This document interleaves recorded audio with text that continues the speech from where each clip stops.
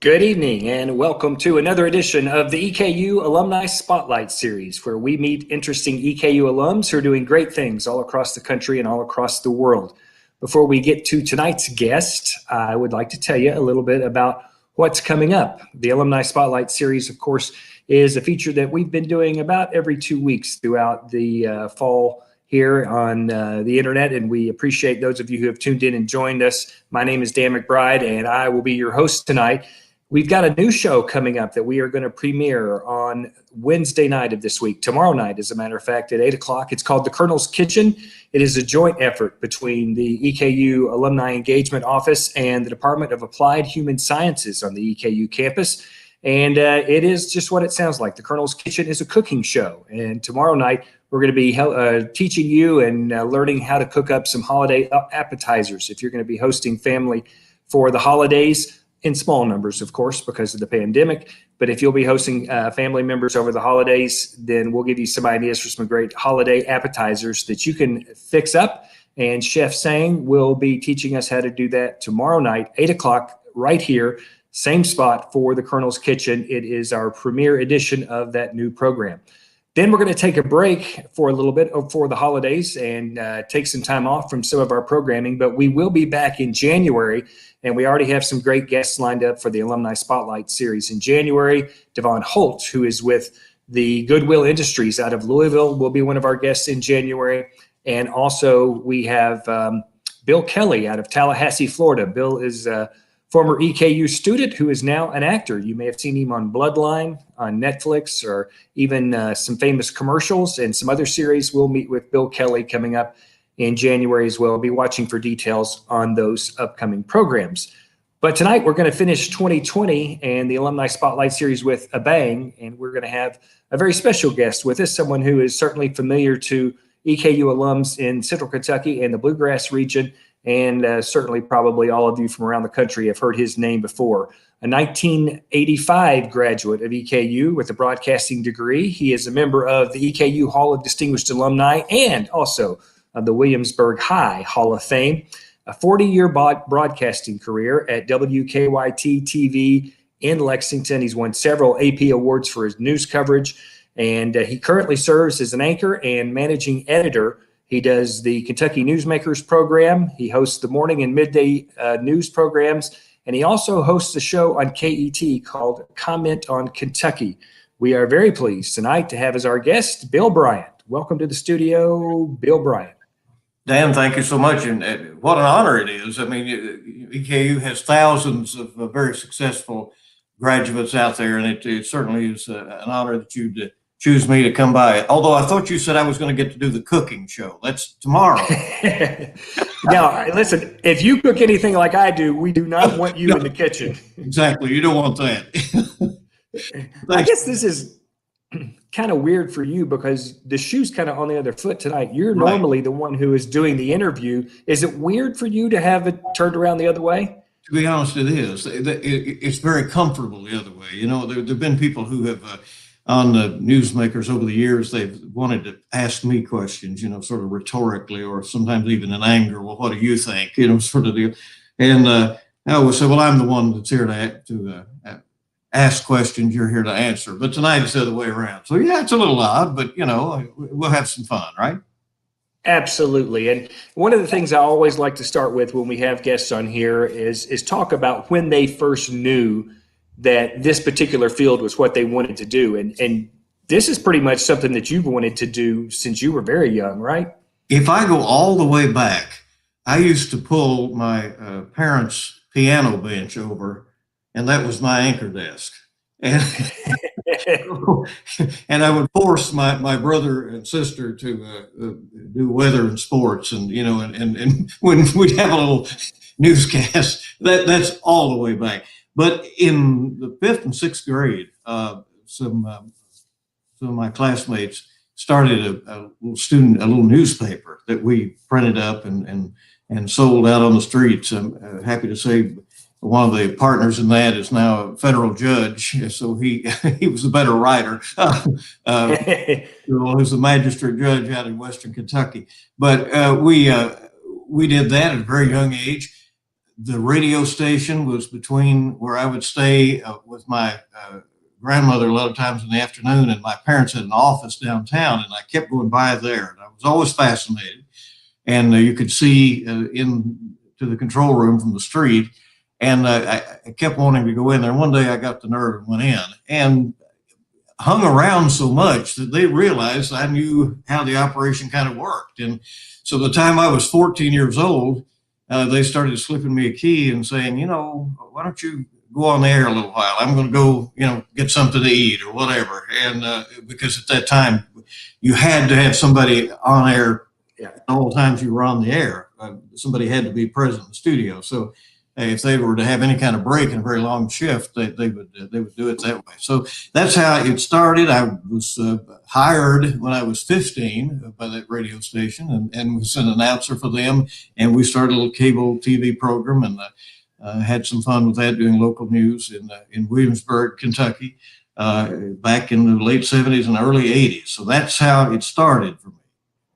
You know, it's funny because, you know, I had a career in radio before I came to work at. Well, you were a good announcer. You're very good. Well, I appreciate that. But my career started the same way in broadcasting. I was the paper boy for the local radio station, started hanging around and kind of eventually learned how to do things. And finally, I pestered them so much that they put me on the air when I was 15 and my brother had to drive me to work because I didn't have a license yet. So I certainly can understand the story there. And obviously you had enough talent to take that and turn it into a career, whereas I was smart enough to figure out something else to do because I did have a face made for radio. I remember you had a comeback in the 90s and you went in radio for a while. I remember that. That was a good time as well. So, you know, there's always time.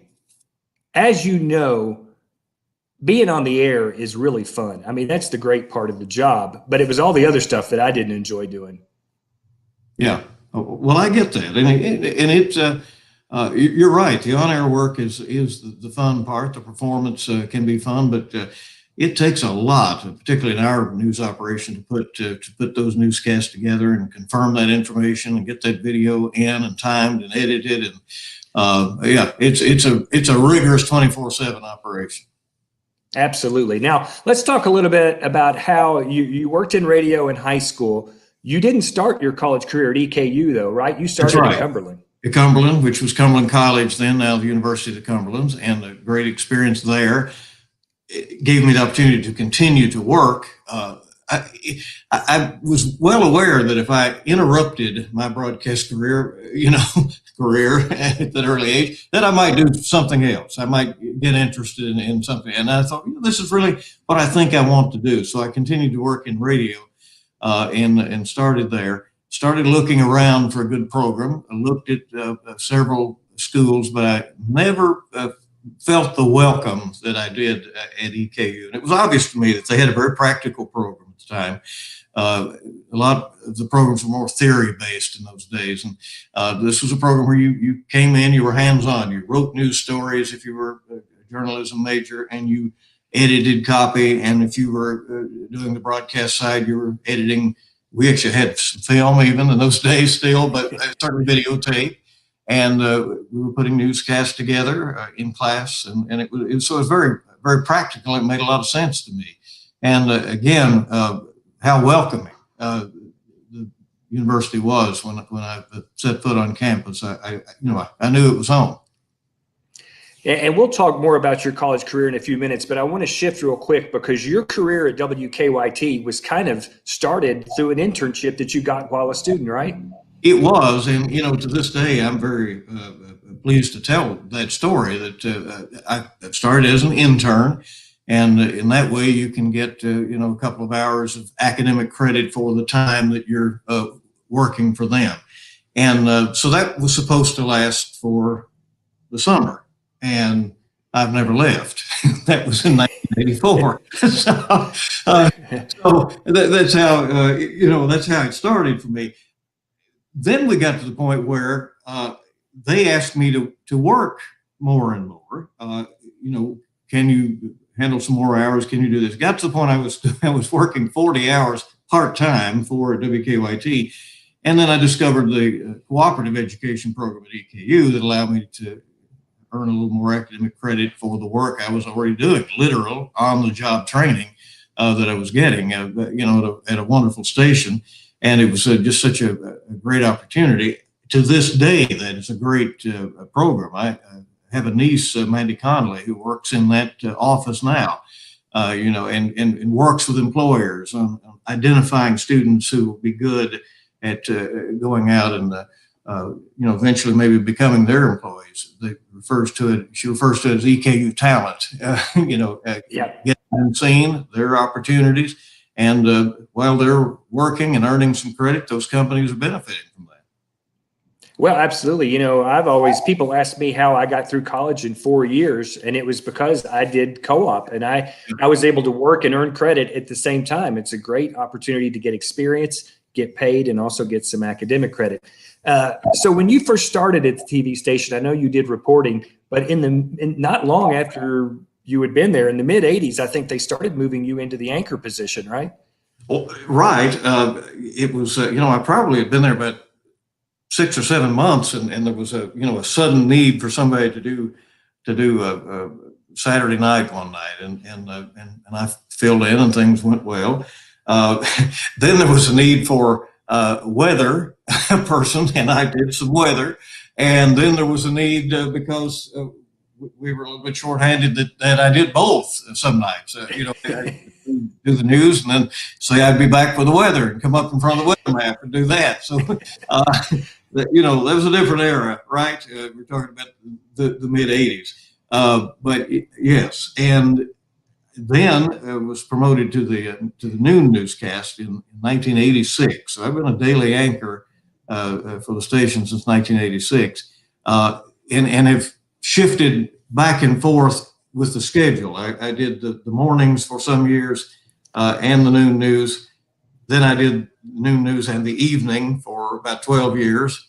And then I've been back on mornings for about 15 years. So, but the noon has been the constant. That's the one I've been on since 1986. Let's talk a little bit about what you're doing now with the morning show. Yes. And I do want to talk about Kentucky Newsmakers too. We'll get back to that in a minute. But with WKYT this morning, the news show, it really seems like the current team, you guys have a real good rapport and seem to have a real good chemistry.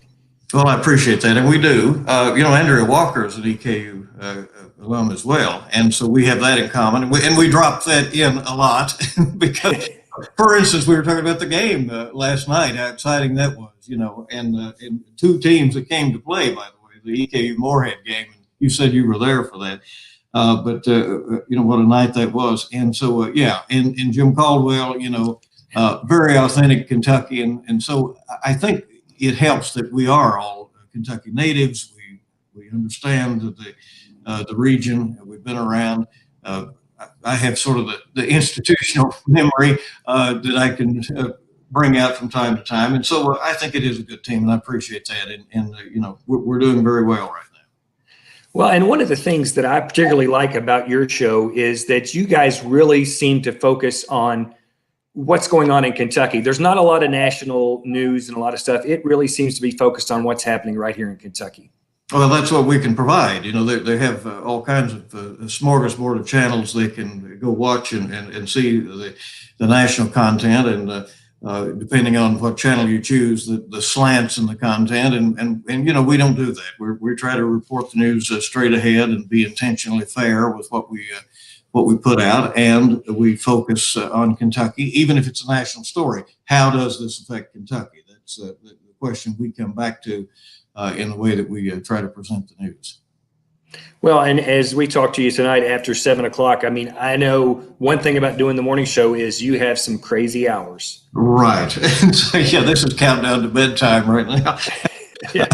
Tell us about a typical day. How early does it start? Well, I have slept in if I sleep until 3 a.m. So, yeah, so that's crazy. For that I roll, and you know, roll out the door by 3:30 or so, get in there just around 4 o'clock, a little bit after, and I've already talked to the newsroom on the way. What happened overnight? What are we covering? I make suggestions that I might have. A team of writers and producers have worked overnight. That has been something of a challenge during the pandemic because we've had so many working even from home remotely, and we're routing the phone call. And so when I call the newsroom, I don't know where they are exactly, home or in the newsroom. But we have had somebody, in the newsroom all night throughout all of this. And so, you know, typically we go in there. We're right on the air quickly at 4:30, and that goes really straight until 8 o'clock. We're 4:30 to 7 on WKYT. That we do another hour on the Fox station, news we do by contract with WDKY. A little bit of a break. I do take my coffee break, grab a bite to eat about 8:15 to 9. We have a editorial meeting where we decide kind of what we're going to do in the day ahead. 10 a.m. newscast called Mid Morning, which, by the way, is the #1 rated local news program in that time slot in America. There aren't a lot of them, but about 40 stations in the country do a 10 a.m. and we're the top rated. So people have embraced that. Yeah, we appreciate that. And we're taking that program to an hour, by the way, next week. Oh, wow. So that will be 10 to 11. And then the noon newscast is going back to a half hour after all these years because we're going to pick up the network at 12:30 at their insistence, and but we'll have a good hard-nosed half hour at noon with our newscast, and then I tape a segment for the evening called The Bottom Line that runs in the 5:30 newscast, where we look at politics, public affairs of the day. Throughout the week, preparing for the Kentucky Newsmakers program, we'll discuss. On Friday, I spend several hours preparing for the KET program, sort of after my shift at WKYT. So Friday is my longest day of the week. So there really is no typical day. In some ways, in another way, I can almost tell you to the minute what I'll be doing every day at a particular time. So, you know, it's a little bit of both. Yeah, I was going to ask you what do you do in your free time, but it doesn't sound like you have much free time to decide what to do with. You know, it's funny. We were talking about, and I know you want to wait. We'll talk about EKU, but my ability to remain a part of things has been that you know, I don't live far from here, and just about 5 blocks from campus, and so very often when I get home, I'll take off over to the wood chip trail over by the law enforcement building, or the Taylor Fork South Farm trail that's on back in behind that, and just take a nice walk and get away from it all. That's kind of the free time when there is such. Yeah, I've seen you obviously out and around town exercising, and that's something else I want to talk about too, is you came to Richmond as a college student, and you pretty much have, as far as I know, you've lived in Richmond since you came to campus, right? Well, I love it. You know, I had an apartment a while over in Lexington, but I quickly decided that I loved the feel over here in Richmond. That it's good size. I always say that I have sort of 3 hometowns, and I'm very lucky for that. In Williamsburg, where I grew up, Lexington, where I've worked for almost 37 years, and Richmond, where I've spent most of my adult life now living. And so I enjoy all of them, appreciate them for what they are, and I like the speed of Richmond. There's a tempo here. There's a lot going on, but it's quiet when you need it to be. Well, and the good thing about that too is I know you have gotten involved in the local community. You help with some different community events and have kind of made yourself a part of this community. I mean, you're active and involved.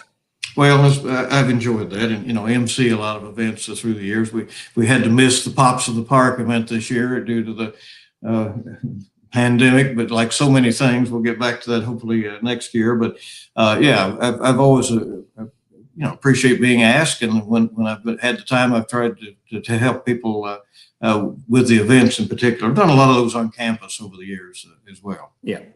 Yeah. All right. Let's talk a little bit about newsmakers, because there's a lot of people in Kentucky who can certainly consider you to be one of the most respected political reporters, or I don't like the word reporter because you're more than a reporter, but one of the most political minds in Kentucky.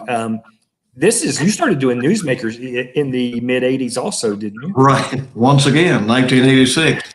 The general manager came to me and said, we need a public affairs show, and why don't you do something that would be issue oriented? And we did, and we started. We called it Heart of the Matter.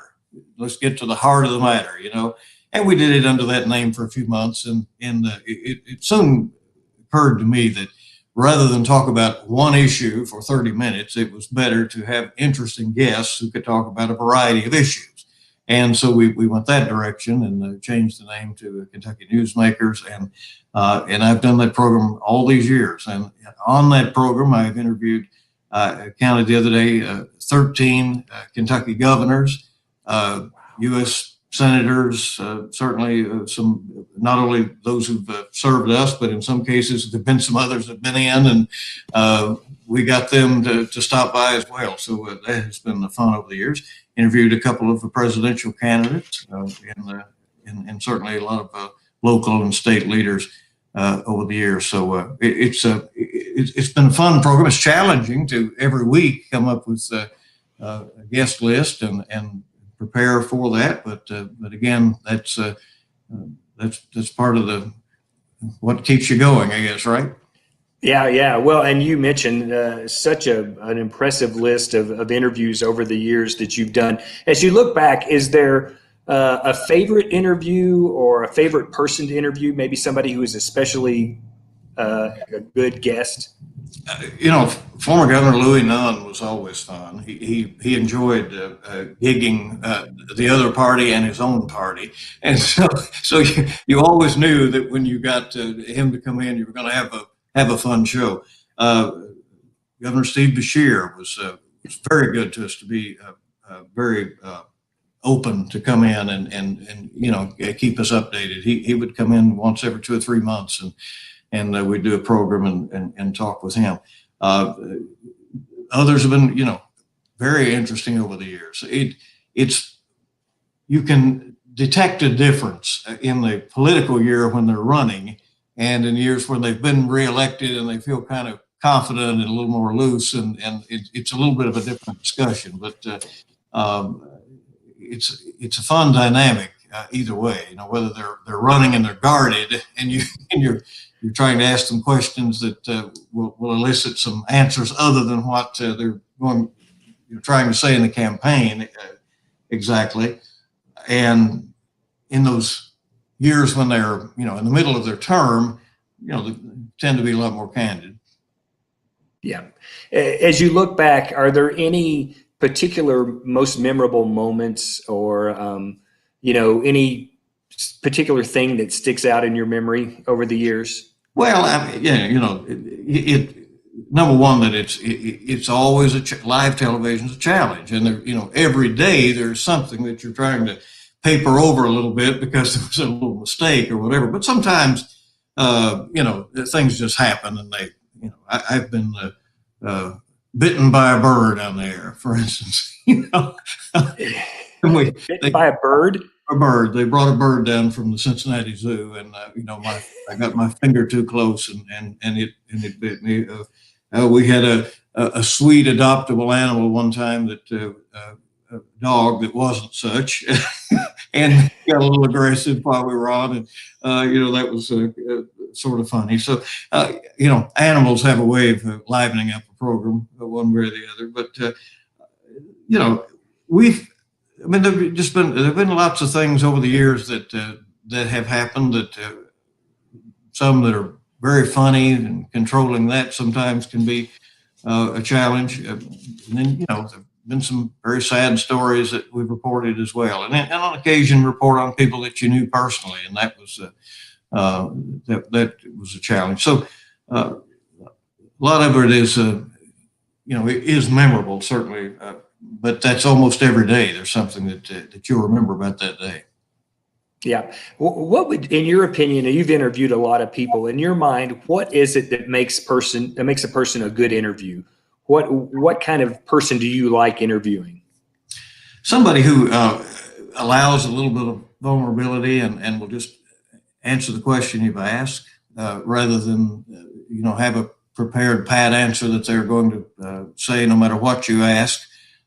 There are some, and you can watch them and it. We'll ask them a question and they give a speech, and it may or may not be related to what you asked. But rather than me making a big point of that, I always give the audience the respect of having the sense to see that, and they can make their own judgment about it if they feel like the answers are not being given in an honest way. But I think the best interviews are people who might even go so far as to say, I hadn't thought about that, but here's my initial reaction, or I'm going to give that some more thought. And I've had that happen over the years, and people even call us back and say, I've thought that through, and I have a position now, and I didn't earlier. So, it does happen. There's a relationship that kind of happens between the audience and the newscaster, and certainly a big part of that is the audience is looking for someone that they can trust, and that relationship really is kind of special. How do you see that relationship between the viewer and yourself as the newscaster? Well, it is.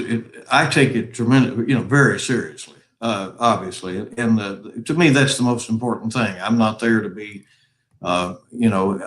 on television as much as I'm there to bring people the news in a fair and impartial way. And you have to be intentionally fair. You have to go in with the thought every day that you are going to be fair in what you're going to deliver, and that you're going to do due diligence on a story before you put it on the air. And I think over time people see that if we have additional information, we pass it on. If we don't, we try to let you know what we don't know, what we're trying to find out. So I think that trust comes from the recognition that when we get the information, we try to bring it to people in a unvarnished way. Absolutely. All right, we're about halfway through, and this is where we usually like to take some questions from those who are watching tonight. So I have some questions loaded up here. And you have your glasses on, and I don't, so you can see them. I don't know if I can see them as well. I'll share them with you. Bobby Okay. Evans, he asks, in the debate between McGrath and McConnell and Hicks and Barr, was there a more stressful point for you during that debate? Well, okay, let me be honest and candid, just the way that I said I like it when politicians are. The most stressful time to me was about the 5 minutes before we started, because that is when, and I will tell you, in the McConnell-McGrath debate, there was silence in the studio. They didn't have much to say to each other, and there was a sort of that time of tension before we got started. It was a little more collegial between Hicks and Barr, but until we got on the air, and then it wasn't, obviously. But Uh-oh, Bill froze. people might see that as greatly stressful. That's not the way I looked at it. I knew the audience expected some of that, and that was okay. And I thought I could control it. If it got, I would just move on to the next thing. I think one of the mistakes that some of the moderators make is they spend so much time talking about the rules that have been set up and what they agreed to and all this kind of thing. Don't spend your time on it. If there's something that you need to move on, and that's sort of the way I did it. So, but honestly, the most stressful part is right there in the beginning, because you don't know quite how it's going to go off until we start. All right, good answer. Let's go to the next question, and it is from Ricky Gordon. Bill, how have you been able to adapt to the many changes in the news business over your long career? Well, you just do, and Dan, as well, you have in higher education or in any endeavor. You just have to commit yourself to doing that and to learning and realizing that there's going to be a new piece of software that comes in next week that you're going to have to learn, and there's going to be a different way we do it. Look at what we're doing right now. 10, 15 years ago, this was certainly unheard of. I remember in my career when they said, let's all get together and decide, should we have a website at the station? In the mid-90s, what would we call it? What would we put on it? And then someday we may be able to put pictures on there. And someday we may be able to put moving video on there. And then if you really wanted to get imaginative, someday you might be able to go live on there like we are right now. So absolutely, we've all had to roll with the punches and embrace what is new and realize that everything that comes along doesn't endure. And sometimes you can see that. You can say, well, that's not going to work out. Yeah. But, many times, things that get introduced come along at a later time. We were talking today in the newsroom. There was the .com bust of the late 90s. So many people got into that. We're trying to push people into online shopping and so forth, and a lot of people invested in it. And then there wasn't enough business. There was not enough e-commerce, and you had the bust, and people lost a lot of money. Well, fast forward 22, 23 years, and here we are now, right? And in this pandemic, the ability to do that has saved us in a lot of ways. And so, technology is the biggest change that I've seen over the years. Well, absolutely. And you and I both know when you and I were doing radio in the 80s, I mean, we were still spinning records and we had to be there. And now the technology, they don't even have turntables in the radio station anymore. Nobody knows what it's like to have a good cue burn on a record, which means a lot, when it made that spewing noise before the intro started, right? Absolutely. You and I know that very well. What was that computer that they had on campus? Was it VAX or something like that? There was, I know we had the Wang system over in the Wangs. Yes, I remember the Wangs over in the Donovan Annex. Yes. Right. And with the Wang room is where all the computers were. Yeah. All right. Jim Fatzinger wants to know, Bill, what is your most memorable story or time on the air? Well, and I guess I should have thought about that a little bit, because it's almost according to what kind of mind frame you put yourself in. There've been some very happy and joyous times on the air. There've been times when things have been very difficult. You never forget covering tornadoes and snowstorms and things like that. I've covered a couple of presidential inaugurations, several gubernatorial nominations. You never forget that. But then again, you never forget going to cover a flood, and they set you up in chairs near the banks of the river, and my co-anchor at the time, Valeria Cummings' chair gave out, and she flipped over into the river, and I continued to, assume she'd be back soon and continue to carry on the newscast, and she was okay. Hold it. She went flying down the river, and you just kept going? Toward the river, we'll say, because remember, the river had come up. This was in Cynthiana. I remember the Licking River, and it had really come up 1997, horrible flooding. And we were there for that. And yeah, that happened. But, when you start thinking about memorable times, it's sort of what era, Yeah. Well, that's true professionalism when your co-anchor is floating away in the river and you can keep going and not miss a beat. Now that's a true professional. A couple of questions now are going to turn towards your time at EKU, and that's good because I do want to talk about that a little bit more. From Susan Whitaker Hopkins, she wants to know, do you remember Dean Cannon's broadcast law class at EKU? Well, absolutely. And, Dean Cannon, the fun thing about him was that he taught you as much about life as he did whatever subject he was teaching, and he was just so much fun. And he had a way of putting you in your place and giving you respect at the same time, and he never made you feel like you couldn't do, whatever you said you might want to do in life. I mean, he wouldn't hold you back, but at the same time, he kept you in check, But I appreciated the life lessons that he gave. Jerry Perry is another professor I remember in broadcasting, and I remember that to this day I remember Terry Johnson, who's worked for the League of Cities for years and who's here in Richmond still.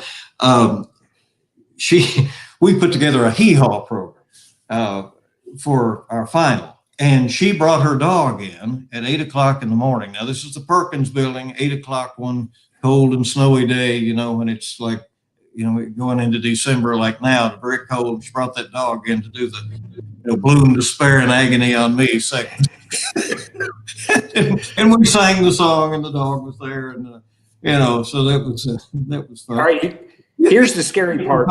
Who were fun in those days, I think I know that dog. Was that dog Peaches? I think it was. Yeah. Yeah. I remember that dog. Yeah. And you're right. Dean Cannon, I remember when I had Cannon in class, one of the things that we always tried to do is if we had a tough assignment coming up, we would get together before he got to class and we'd say, okay, we've got to get him off on a different topic today so we don't have to deal with what we want to deal with. If you sidetracked him, you were good, right?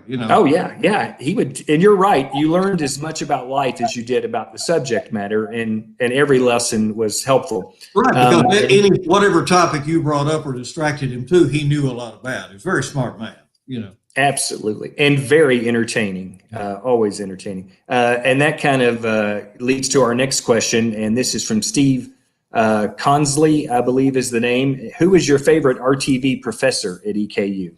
It's interesting. I mean, Dean was everybody's favorite, right, in a lot of ways. But I so remember as soon as I got here, Jim Harris with that booming voice that we all right, and he was the PA announcer at Roy Kidd Stadium for the big ball games, and so that was fun. But then if you went too far, Renee Everett would then call you Ron Radio, and and she would make you get that in check so you didn't have a real artificial sort of sound. So, I remember both of them as tremendous professors as well. And, there were lots of good ones. Carol Wright taught journalism. And, I remember, and I think if there is one sentence that I got out of 4 years of college that I did not forget, and to this day I think about it. She said, people, if you're going to be a journalist, don't be ignorant. And that sounds very simple, but it means stay informed, stay up on the issues, be able to recognize what is different today from yesterday that might be newsworthy. And so that line, people don't be ignorant, said a lot. And, and I appreciate her very much for saying that. Yeah, and it's funny because I had Ron Wolf Oh as yeah, a student, and Ron taught me perception is reality. right. He said that over and over again, and that's one thing that I have remembered with me over the years. And you mentioned Carol Wright and Ron, and even Dean Cannon. We've lost some of the great And those all professors. recently, for the with uh, certainly here lately, it's been a tough road with that. On the government, I do want to say that I was I didn't have a double major, but I almost did because I started taking political science courses and loved them. And I ended up with 34 hours, and I think you had to have 35 or 6 for a major. So I've covered politics now almost 40 years. So, maybe I took that final 2 hours. But Paul Blanchard Oh was, yeah. just so respected. And he enjoyed media appearances himself. And so we've had a relationship for many years afterward where he would come up and be on the Newsmakers program or our newscasts and talk about the elections that were going on. And in 2000, he and I did national appearances for the vice presidential debate that was held in Danville. And a very memorable time to have that opportunity. But again, I wanted to mention Paul as one of the special people at Eastern. Absolutely. One last question here, and I think this is a good one to end on the question segment. Kristen Bennett asks, what is the one thing that you would like to share with aspiring leaders in the communication industry? Well, that communications is complicated and continues to be. To get a good, strong message across, you have to be in various platforms. What I would say to anybody aspiring is that those if you're learning how to push the buttons now, those buttons will change. Dan, you and I, as we've just talked about that. We learned how to queue up records and play tapes, and there's no such thing anymore. And so as you embrace the technology and you realize that you've got to get your message out in different platforms, you have to have people who are well versed in a multimedia education and background. And I know the program here has really moved in that direction, and the people coming out are able to do social media and website development and as well as the on air and print products that are still out there. But I would say that about the mechanics. And then when it comes to the message, be sure that what you're saying is as accurate as you can determine it to be. If you make a mistake, back up, own it, make the correction, and move on. And I think that that is the kind of leadership that you need in a newsroom, and that everybody needs to have. Well, and frankly, this is not, I would not say that this has been the greatest time in the history of America that you would want to be a journalist or be in the news industry, because there's been, a lot of attacks on the news industry in recent years. And now so many people get their news wherever they want it and whatever news they want, that while it's probably more important now than it's ever been to be a good quality journalist, it's also been a difficult time to be one too, I would think. Well, I agree with that. And, because, right, a lot of people want the news their way. And we've, we're now about 20 years or so into that, where we know that the certain cable channels just cater to certain crowds, and they're sort of stuck with the audience that they've cultivated, because their crowd knows exactly what they expect from their organization, and if they deviate, they may leave them. And so in local news, and there are lots of studies out there that show you that local news is by far the most trusted now. Local news, we don't do that. We don't have agendas. We're trying to inform people. We try to do both sides of the story. Do we get pulled in for criticism from time to time? Of course. Sometimes it's justified, and you understand that. Sometimes it's unfair, but it's part of it. And most of the time, when people come come at you a little hot. Once you explain where you got your information and what you intend to do going forward, everything smooths out. You've done this for a long time, 40 years now in the business. As you look ahead, is there anything or anyone that you still want to interview? Is there still kind of that one thing that you would like to get to or reach before you someday hang it up? The interesting thing with me is, and I particularly feel this was the comment on Kentucky program. And I said to the producer there who helps me with that, who is Casey Parker Bell, who's also on air for KET. So was talking to it really keeps you sharp in terms of you have to know everything that went on that week, and then you have to determine what was important enough that week to sort of make the cut of subjects that you're going to discuss. So to me, it's more like water coming over the falls sort of thing, rather than there's that one interview that you would love to have. I've had some thrilling interviews. Dolly Parton was a fun interview, no question about that. And so some different people that have come along through the years. Gomer from the Andy Griffith. Jim Neighbors. Jim Right. Neighbors. No, I'm talking about George Lindsay. Gomer. Yeah, I was thinking of Goober. Yeah, Goober. That's right. Yeah, it was. You're right. Yeah. We're going to get there, right? Yeah. Right. It was Goober. Yeah. And the fun thing about him was that he was not the, he was much more sophisticated than he portrayed. I mean, he had a degree in theater and all of this, and was an interesting person. But so, there've been those fun interviews out there. And it's always fun to interview people with a lot of political power, certainly. But to me, it's the day to day and the week to week that is really interesting. Yeah. We're getting close to the end here, Bill, and I do want to talk a little bit more about your EKU experience before we wrap it up. And I know you said it felt like home, but as you look back and think about your time at EKU, if you would just talk a little bit about what made it a special time for you. Well, it was eye-opening. It was a place where there were open minds and there could be good discussion. And that's what the opportunity of higher education brings, an opportunity to meet different kinds of people from different places and to discuss subjects in a wide open environment and realize that everybody's entitled to their perspective and it gives you, it better forms your own. And so that was fun. It was a fun place here in the 80s. There's no doubt about that. You had certain downtown elements at the time that we all remember. The institution was well funded at the time. Programs were growing. So there was a lot going on at the time to make it a lively place.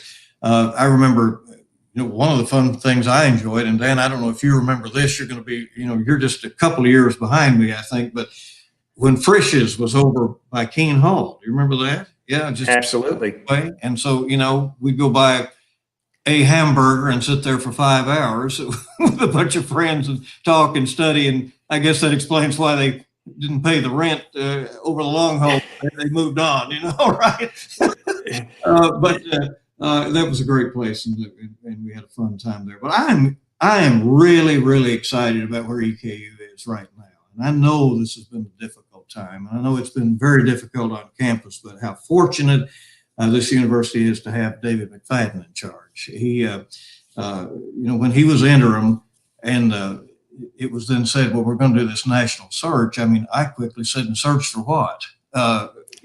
You've got a president who's a graduate of the university, who knows it inside out, who knows the landscape in Frankfurt better than just about anybody, genuinely wants to stay here and stay engaged in the state. And,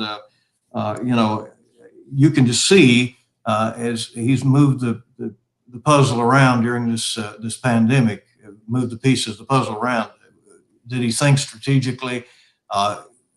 my understanding, and again, I know a lot of people on campus and have a lot of connections, and as I said, some family working here and so forth, that he's very collaborative in his approach and values opinions, and that's a leader. And so I certainly wish him well. I got to know him. We served on the advisory board for the communications department about 15 years ago or so. And, even then I saw his ability to engage other people and get people on the same page. And he's going to do great. And EKU's in good hands. And these young people are impressive who are coming in. They've worn their masks for the most part, and they've wanted to be here, and they made sure that they were good enough to get through this semester, which is historically tough, and I'm so pleased about that. And so, like you, to the extent I can be involved and continue to help the institution going forward, I'll do that. And I know there are many other people out there who also want to stay engaged with EKU.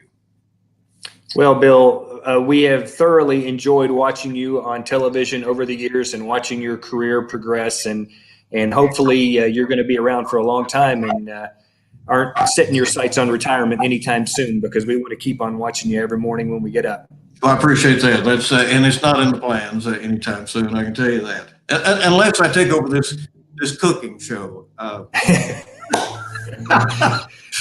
No chance. No chance. No chance. All right. Well, that's going to be good, though. Again, that's tomorrow night, right? You start that. Yeah. Look, you're even doing my promos for me. This is great. Bill, again, thank you so much for being with us tonight. I know the viewers have enjoyed it, and of course, I always enjoy catching up with you. And we look forward to you getting some sleep now, and we'll catch you on the TV in the morning. All right, Dan, thank you so much. And the EKU is fortunate to have you doing what you are as well. So thank you very much for having me. Thank you very much. Bill Bryant, there he is from WKYT TV in Lexington. You see him on TV every day, and you just saw him right there on your computer or your phone or wherever you may be watching from tonight, talking about his time as an EKU Colonel. Again, he did it for me, but I want to remind you, tomorrow is our debut premiere show for the Colonel's Kitchen, as we're going to talk about how to prepare some great holiday appetizers. And the show will premiere tomorrow at 8 p.m., the Colonel's Kitchen.